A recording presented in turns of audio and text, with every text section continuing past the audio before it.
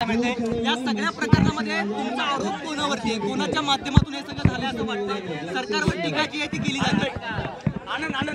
हे जे HND बोर्डिंगची जी property आहे ती 1958 पासून ह्या HND ट्रस्टच्या नावानं होती, परंतु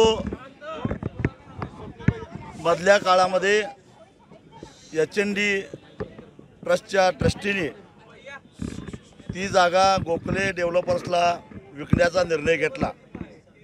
हा ट्रस्ट असल्यामुळं धर्मादाय आयुक्तांची परवानगी घेणं आवश्यक होतं आणि धर्मादाय आयुक्तांच्याकडे परवानगी दिल्यानंतर इतक्या संशयास्पद पद्धतीनं त्याला अर्ज केला गेला, परवानगी घेतली गेली आणि परवानगीसुद्धा धर्मादाय आयुक्तामध्ये आमचा अनुभव असा आहे की महिनोन महिने हेलपाटे घालावे लागतात.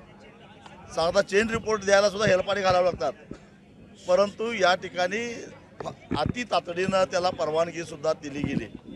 मी स्वतः धर्मादाय आयुक्तांशी संपर्क साधून नजर चुकीनं तुमचा परवानगी दिली आहे आणि ह्या संदर्भात फॅक्ट काय आहेत हे सांगण्यासाठी आम्हाला वेळ द्या अशी मागणी केली. 11 तारीख दिली, पण त्याच्या आधीच हा सगळा व्यवहार झालेला होता. म्हणजे इतक्या संशयास्पद पद्धतीनं झालेला आहे. या गोखले डेव्हलपरला जे कर्ज दिलेलं आहे ते बिरेश्वर कोऑपरेटिव्ह क्रेडिट सोसायटी जी कर्नाटकातील आहे, मल्टीस्टेट कोऑपरेटिव्ह सोसायटी आहे, पण त्याचं हेडक्वार्टर चिकोडीमध्ये आहे. ते कर्नाटकच्या भारतीय जनता पक्षाच्या आमदार जोल्ले मॅडम त्यांच्या संबंधित त्यांचे पतीच माजी खासदार अण्णासाहेब जोल्ले त्याचे चेअरमन आहेत. त्याचबरोबर गोखले डेव्हलपर्समध्ये पुण्याचे खासदार आणि आता केंद्रीय मंत्री मुरलीधर मोहोळ यांचे भागीदारी आहे हे त्यांनीच निवडणूक विवरणपत्रामध्ये दाखवलेलं आहे. हे सगळे निव्वळ योगायोग असू शकत नाही आणि म्हणून अशा पद्धतीनं या गोखले डेव्हलपर्सनंच मध्यंतरी एक प्रेस घेतलेली होती आणि हा भूखंड विकसित केल्यानंतर 3000 कोटी रुपये त्यांना त्याच्यामध्ये नफा होईल अशी त्यांनी मांडणी केलेली होती. ते स्वतःच म्हणतात. म्हणजे 230 कोटी रुपयाला खरेदी करायचं आणि त्याच्यातून 3000 कोटी रुपये मिळवायचं असं हे आहे. याला राजकीय वरदस्त असल्याशिवाय, प्रशासनावर अंकुश असल्याशिवाय या गोष्टी शक्य नाहीत.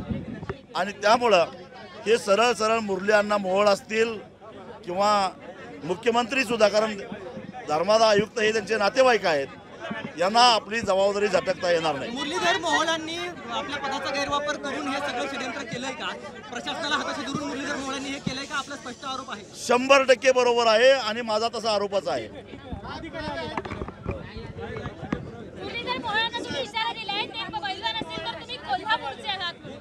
कोल्हापूरचे लोक पैलवान असतात हे त्यांना माहिती आहे म्हणून म्हटलं, आणि ते कोल्हापूरलाच कुस्ती शिकून गेलेले आहेत. या गोखले बिल्डरचा आणि मुरलीधर मोहोळांचा नेमका काय संबंध आहे? तुम्ही काही बघितलंय का? स्वतःची पार्टनरशिप आहे याबद्दलचे काही पुरावे आहेत का? गोखले डेव्हलपर्स मध्ये ते भागीदारी आहेत असं त्यांचं निवडणूक विवरणपत्र सांगतंय आणि निवडणुका होऊन तरी आता अगदीच अलीकडे झालेलं आहे आणि त्यामुळं ते स्वतःच निवडणुकीच्या विवरणपत्रात दिलेलं आहे त्यांनी मी भागीदारी असल्याचं. म्हणजे ही संपूर्ण जागा जी आहे ती मुरलीधर मोहोळांनी हडप केली असं गोखले म्हणायचं का? डेव्हलपरला 3000 कोटीचा फायदा होतोय, पण त्याच्यामध्ये मुरलीधर अण्णा मोहोळ भागीदार आहेत. मुरलीधर मोहोळांनीच हे सगळं षडयंत्र रचलं म्हणायचं का? ही सगळी जागेवरती मुरलीधर मोहोळांचा डोळा होता असं म्हणायचं का? त्यांनी सांगावं, मग त्याच्या पुढे त्यांचे कोण वरिष्ठ असतील तर त्यांचं नाव सांगावं.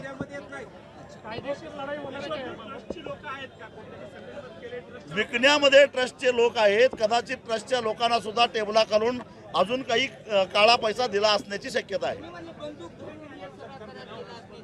कारण अशा प्रकारच्या प्रॉपर्ट्या ह्या अशा दहशतीच्या माध्यमातूनच घेतल्या जातात. हे पुण्याला नवीन नाही आहे.